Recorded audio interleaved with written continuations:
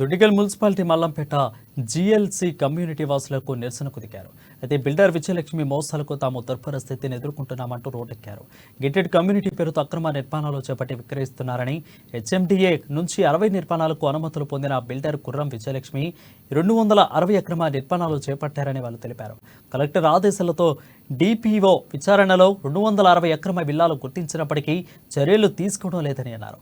DPO Saibaba seize చేసినప్పటికీ commissioner Bhogeshwar సహకారంతోనే యథేచ్ఛగా విక్రయాలు కొనసాగుతున్నాయని స్థానికులు ఆరోపిస్తున్నారు.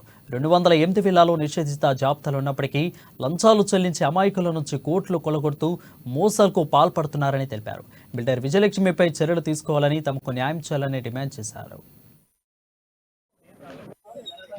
సెకండ్ థింగ్, అది నా ఇల్లు అయిన తర్వాత నేను అందులో నివసించాలి. నేను కోట్లు పెట్టి కొనుక్కున్నా. అందులో నేను నివసించాలి అంటే మనిషికి కావాల్సిన ఆర్థిక ఎలక్ట్రిసిటీ, కరెంటు కావాలి. నాకు రాత్రి అయితే చీకటి అవుతుంది, పగలంటే ఏదో గడుపుతాను. రాత్రికి నాకు చీకటి అవుతుంది, నాకు వెలుతురు కావాలి, ఎలక్ట్రిసిటీ కావాలి. తాగడానికి వాడికి మార్నింగ్ నుంచి నైట్ వరకు మన వాటర్ ఎంత అవసరం అందరికీ నిత్యావసరం తెలుసు. ప్రతి దానికి తాగడం ఏంటి, ప్రతి దానికి నీరు కావాలి నాకు. ఇంకా డ్రైనేజ్, ఈ 3 అన్నది నాకు అవసరం, నాకు మెయిన్ రిక్వైర్మెంట్.